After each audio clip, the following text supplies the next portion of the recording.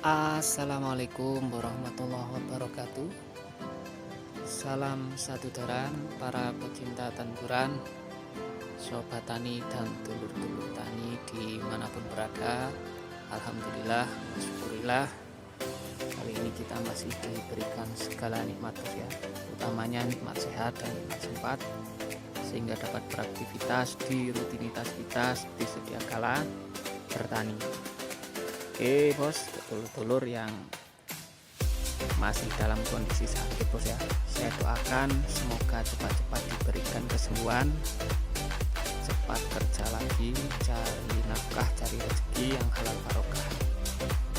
Oke, kali ini berada di lahan bos ya, dan aktivitas kali ini seperti biasa perawatan jeruk simadu. Oke, untuk kesempatan kali ini bos, sedikit saya berikan tips untuk memperoleh pohon jeruk dengan kualitas yang bagus, buahnya juga kualitasnya bagus, kemudian pohonnya juga rindang dan juga rimbun bos ya.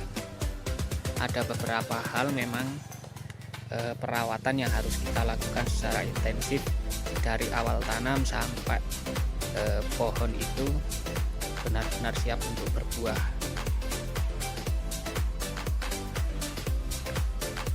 Kita lihat bos ya, ini adalah jeruk varietas simadu di lahan saya yang berumur sekitar 4,5 tahun dengan jarak tanam 3x3. Kita lihat pohonnya sudah rindang, rimbun, rata bos ya, pohonnya semuanya ukurannya rata karena kita lakukan perawatan dari awal tanam sampai jeruk ini siap berbuah.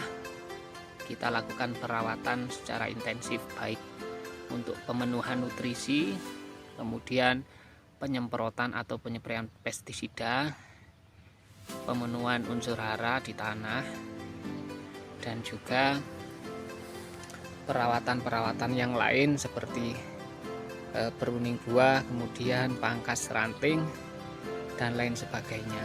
Dan untuk kali ini bos, sedikit saya bahas ya, untuk memperoleh pohon jeruk yang rimbun seperti ini. Salah satu tips, trik dan caranya di awal tanam bos ya. Di awal tanam selain kita lakukan pemenuhan nutrisi, jangan lupa lakukan yang namanya pangkas ranting. Sebenarnya untuk pangkas ranting sendiri sudah sering saya bahas di video-video saya sebelumnya, pasca panen ataupun di usia masih muda bos ya. Untuk cara pangkas ranting saya seperti biasa bos, pangkas ringan saja.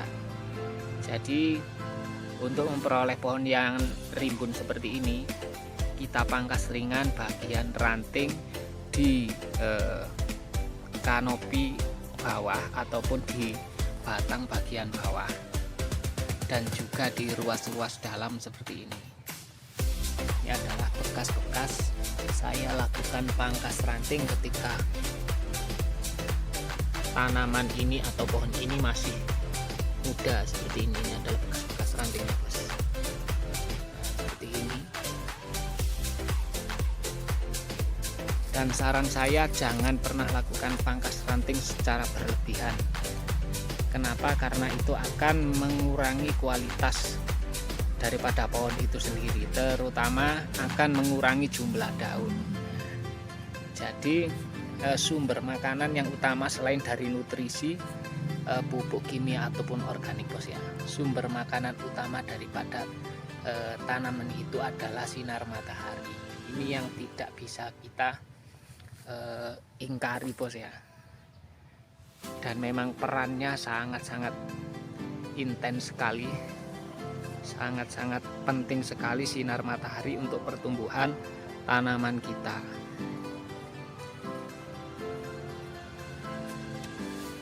Karena sinar matahari juga merupakan salah satu sumber untuk dia melakukan fotosintesis.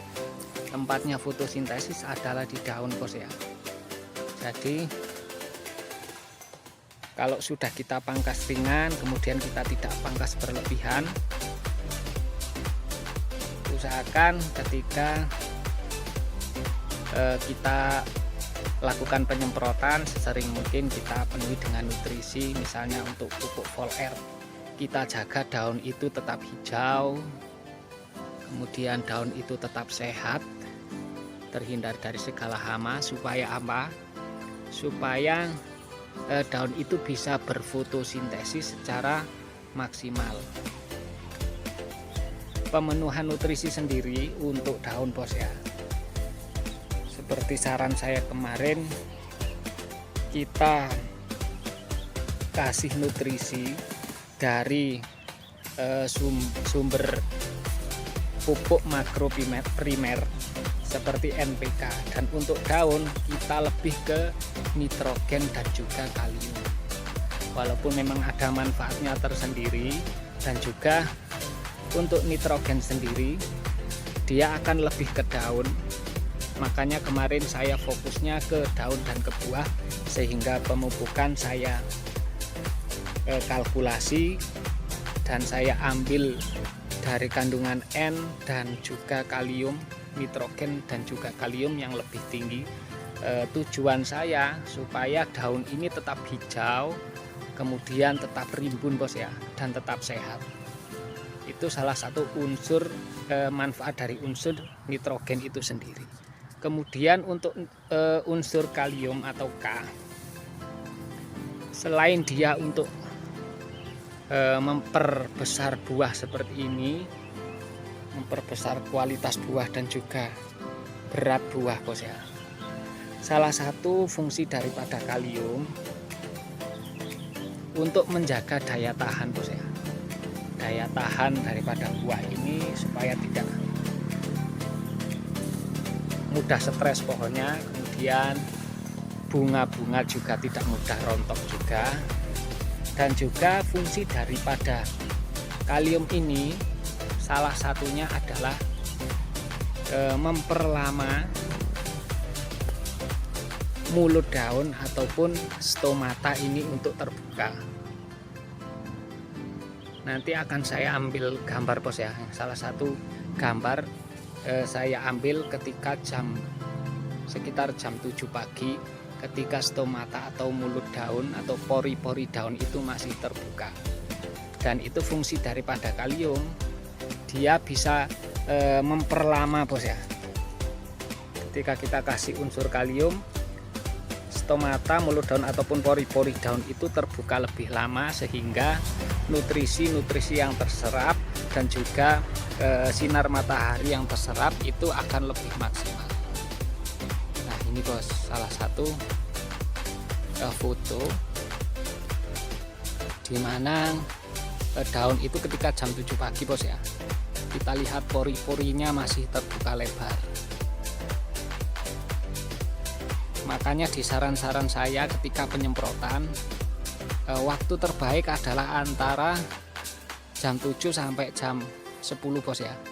Usahakan jam 7 kita sudah selesai lakukan penyemprotan, supaya nutrisi itu terserap secara maksimal, karena pori-pori daun sudah terbuka seperti ini.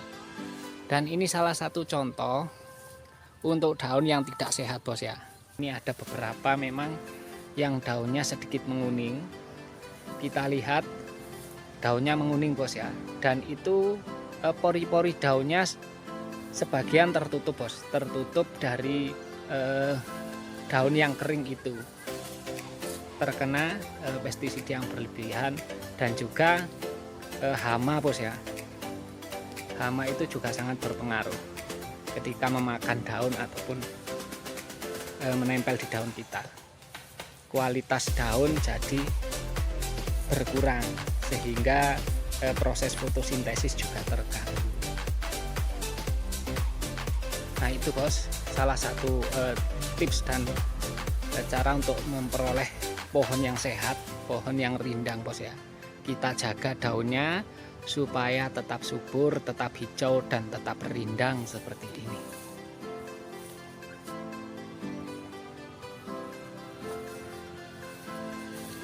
Kalau pohonnya sudah rimbun, daunnya hijau, nah itu adalah salah satu ciri-ciri dari tanaman yang sehat.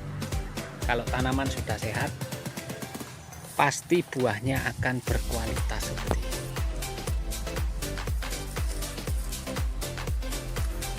Kalau kita tidak menjaga daun, dia akan terganggu proses fotosintesis dan juga penyerapan nutrisi. Pastinya juga kualitas buah juga pasti tidak lebih baik, bos ya. Kalau daunnya kecil-kecil, rasanya melipit-melipit. Kalau daunnya melipit-melipit ya jelas pasti buahnya juga melipit-melipit juga, kecil-kecil juga, bos. Kalau daunnya sehat, pohonnya rimbun, kualitas buah pasti akan lebih bagus, lebih maksimal, dan insya Allah produktivitas kita juga akan lebih banyak seperti itu, bos. Itu mungkin bos ya, sedikit tips dan cara dari saya untuk memperoleh tanaman atau pohon dengan kualitas yang bagus. Kebanyakan dari dulur-dulur ya, kita gagal di awal, bos ya. Usahakan untuk perawatan yang intensif di awal tanam, bos. Antara umur 1 sampai di awal tanam, bos ya, sampai dia siap berbuah. Jadi jeruk ini rawannya stres adalah di buah pertama. Kita harus lakukan pruning buah juga, supaya tanaman ini tidak mengalami stres, karena stres yang paling sulit kita pulihkan adalah stres di buah yang terlalu lebat. Tidak kita lakukan pruning di awal pembuahan, itu akan sangat-sangat sulit sekali untuk kita pulihkan, bos ya. Oke, bos, cukup sekian dulu video singkat dari saya. Silahkan like, subscribe, komen, dan share, semuanya gratis tanpa dipungut biaya. Seperti biasa, sedekah jempol, bos ya. Terima kasih dulur-dulur yang sudah menyempatkan waktu menyimak dan juga menonton video saya dari awal sampai akhir. Silahkan kalau berkenan dibuka playlist video saya yang lain.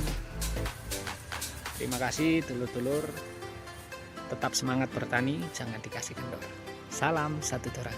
Wassalamualaikum warahmatullahi wabarakatuh.